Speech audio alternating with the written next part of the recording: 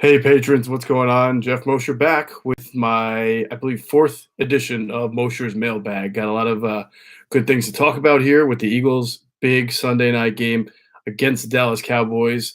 First, I want to thank all the patrons who have subscribed in the last week or two. We've got a flurry of them up to, I believe, 92. So that means I'm 8 subscribers away from 100. And as I promised, when I hit 100 subscribers, I will make a $10 donation to the Wounded Warrior Project. And for every 100 subscribers, I will continue to make a $10 donation to the Wounded Warrior Project. So for all my subscribers now, tell your friends, tell your family, tell other Eagles fans, continue to look to patreon.com/Jeff Mosher, sign up, get great Eagles coverage, I hope you think, and also donate to a worthy cause in the Wounded Warrior Project. So really appreciate everybody who signed on, and I'm really looking forward to making that first donation when we get to 100 subscribers. Second thing I want to say, this Dallas Eagles game is obviously a huge game. It is every year. Eagles have a chance to climb above 500. Cowboys, their season's on the line. It's life support time for them. They don't win this game. Looking at 3 games under 500, no way for them to win the division. Unlikely to get the wild card. So a lot on the line Sunday. We all know some of the injuries that both teams are dealing with. Darren Sproles not going to play for the Eagles. Jalen Mills not going to play for the Eagles. Sidney Jones not going to play for the Eagles. On Dallas' side, though, a lot of people realize Sean Lee isn't going to play, and that's a big loss for Dallas' defense. However, they're beat up on the defensive line too, and on the offensive line. They're going to be without Taco Charlton and I believe Randy Gregory. David Irving. Two of their really good situational defensive linemen, 2 good pass rushers, and they're going to be without their left guard Connor Williams. And they've already had a lot of injuries on the offensive line. So the Cowboys are ripe for the picking. The Eagles just have to play a really good game, which you expect them to do coming off the layoff. And I think that if they give the Cowboys their A-plus game, there's no way the Cowboys can win, especially with all the injuries they're suffering now. So let's get to the questions. I know one of my loyal Twitter followers and Patreon subscribers, Big Daddy Kane, asked a really pertinent question today that kind of sent me into the stat book. He asked me if it's just him, or does it seem like the Eagles are not getting a whole lot of return yards, or are they having bad field position every time they started off with the ball, especially more so over the last 3 weeks? And it's not you, Big Daddy. Obviously, the return game for them without Darren Sproles this year has really fallen off. They are, I checked the numbers. On kickoff return, they're 26th in the league. Punt return, they're 18th in the league. And there have been some really bad situations for them from a field position standpoint over the last 3 weeks. You go back to the Jaguars game, which they obviously did well, but they started off with their own 5 after a punt. They started off with their own 12, their own 14. So they had to go a long terrain there to get into the end zone, which is something I wrote about earlier this week on Patreon, more so from a turnover standpoint. They're not getting a lot of short fields to work with. The defense is not producing a lot of takeaways, not giving the offense any breaks. So the offense, as a result, has had to, travel a lot of green this year, much more so than opposed to last year. As I wrote, excuse me, in the article, 22.5% of their points last year came from turnovers. This year, it's down under 10%. So that's a big difference. Obviously, the offense has to go a lot further. And when an offense has to do that, then it's got to have better ball security. And we know that ball security has been an issue at times for the Eagles. Carson Wentz has fumbled in every single game. He now has 30 fumbles in 35 games.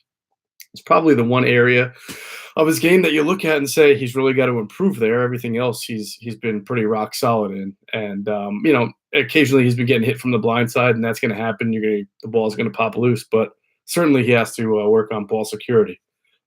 Pardon me.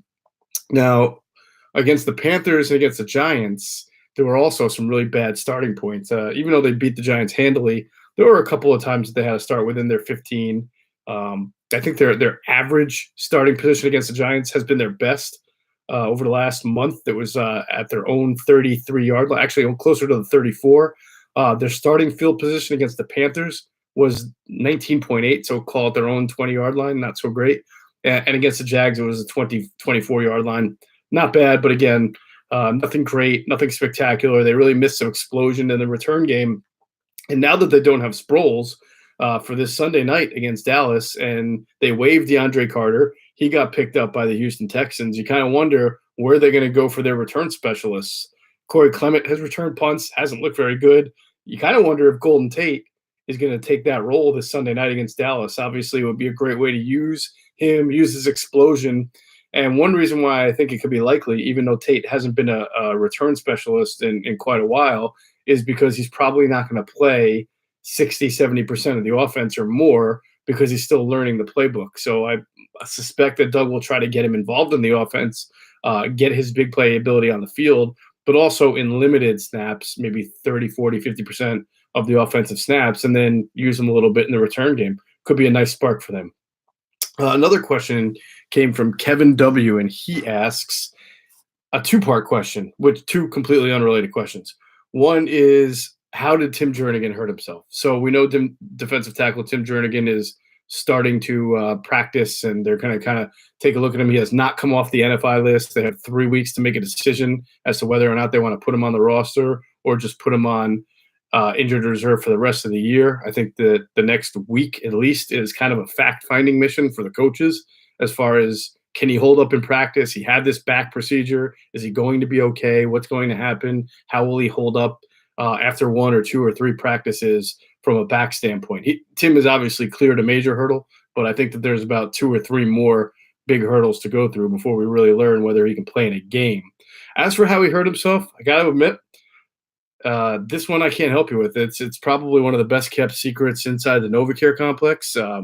Clearly, he did something that would jeopardize him getting all his money in his contract, something that is probably contractually permitted, or language, something that where language in the contract would say that the Eagles don't have to pay him money, because as soon as the incident happened and he had the back problem, he restructured his deal and pretty much gave up all of the guaranteed money that the Eagles had gave him in the contract. They basically turned it into a 1-year deal, that extension that he signed last year, which was Tim Jernigan's way of saying, listen, I just want to have a job right now and know that if I don't accept this restructure, you're just going to cut me, and then I'm out unemployed, coming off a back injury, and who knows what happens to me. So clearly it was a major back injury, and clearly he was doing something that the Eagles probably would have frowned upon had they known he was doing it. As far as exactly what, sorry, can't help you. And I got to admit, I don't think anybody in the NFL media, the Schefters, the Rappaports, anybody has actually been able to report what specifically happened.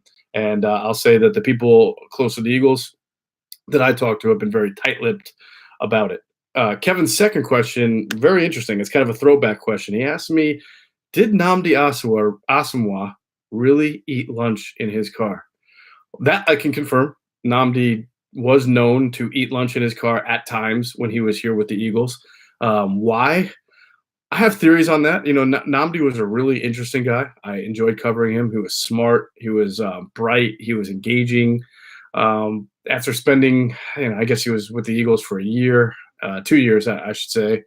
Getting to know him, I think that Nnamdi was a guy who was probably more talented at football than he loved football. I think he was an extraordinarily gifted physically cornerback, and out there in Oakland where there wasn't as much attention, not a huge media market, he could be a great cornerback on a bad team, which he was annually, and nobody could really kind of get into the meat and potatoes of what he's got inside here.